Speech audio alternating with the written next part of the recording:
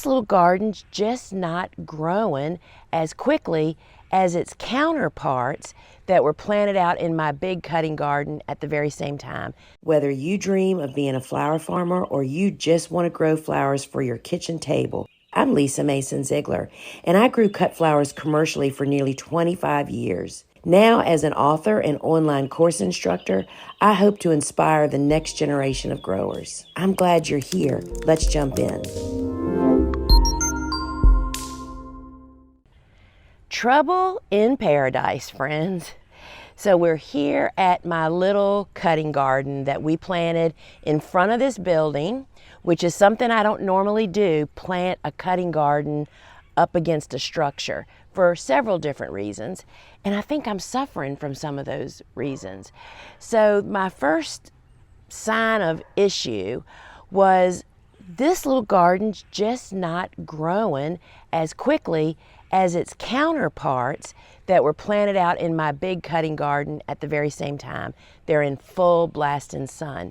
And what was my sign is when you look at this little garden, it's kind of leaning forward because this building is actually blocking some of the light. So that's one of my issues, which the results of that will mean when you're not getting full sun for a cutting garden, they don't grow as quickly. And then that means when you do finally get a flower to cut, it doesn't regrow as quickly. So it's very frustrating. So that's just one of the little flags. But also I'm sensing that I have either a little disease issue going on in my basil or cold damage. We're in southeastern Virginia and we're still cool at night, and it's June 3rd or 4th.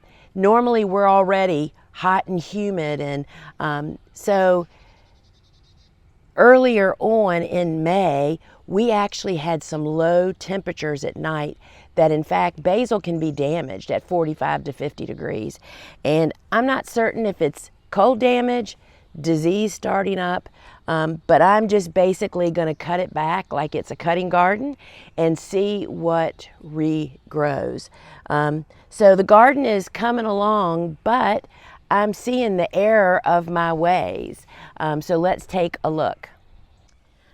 So we're here at the sunflower end of the bed. And you know, I've already cut several of them. And here's the last one. And so let me show you how I eliminate these plants so we can plant more sunflowers right here, right? So you have ongoing, and literally you don't have to pull them out because that really just destroys your bed. We're just going to go all the way down at soil level and just cut them. And then you're just going to discard.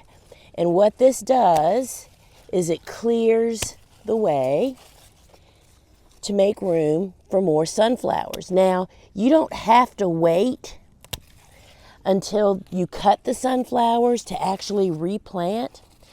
So now you have a perfect spot to plant more sunflowers, right?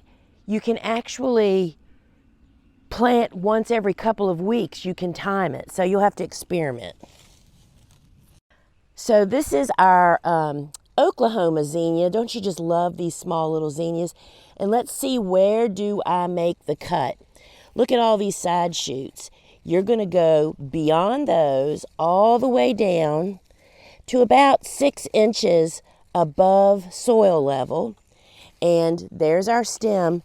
But look at what we've left. 1 shoots, 2, 3, 4. There's 5 more shoots that are now going to jump into high gear.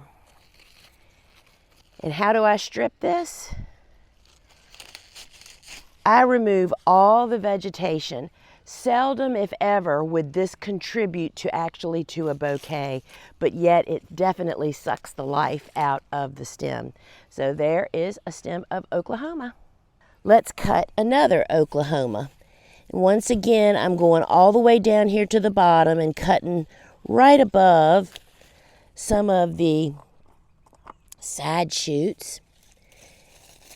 And when you're cutting through netting, particularly when this is looser than what I like to have, if you need to, put your hand on the netting when you're pulling the flower up through it, because you do not want to lift the netting. So this is what we have, right? And I am going to just strip all of that, including those top two. I tend to cut white and light colors like yellow and ivory earlier than I do the colored ones because they get soiled a lot quicker out in the garden. So this is our sickly basil, and so instead of just whacking it, I'm going to give it the benefit that maybe it did suffer from cold damage. So I'm just going to cut it back like I normally would if I was harvesting it as cut flowers. So I'm just removing, and of course we have Bermuda grass moving in. So I'm just cutting these stems, going deep, and we'll see if it recovers. Now, if this was the only basil patch that I had, I would definitely be thinking about planting some somewhere else as a backup. So let's just keep cutting. Basil is an excellent regrower, so do not be afraid to cut it deep and hard, just like you cut the zinnias. And this little guy in the back looks pretty tough. You know, you never know what disease you have most frequently unless you send it off to a lab. So we're going to try this out and see what happens. So the wrap up and the moral to this little segment of the cutting garden journey is there is a big difference when you actually choose the preferred location as a freestanding, full sun cutting garden. And remember that where your sunflowers are planted in this little garden, that you can plant additional transplants at the feet of your growing up sunflowers to have more of a continuous.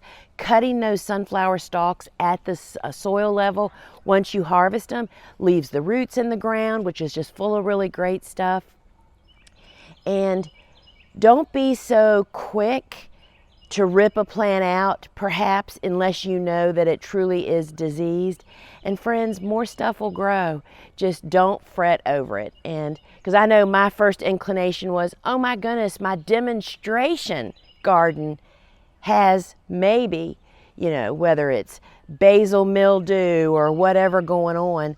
But guess what? We'll just plant something else in that spot if this doesn't work out. So stay tuned for when we start harvesting more flowers here.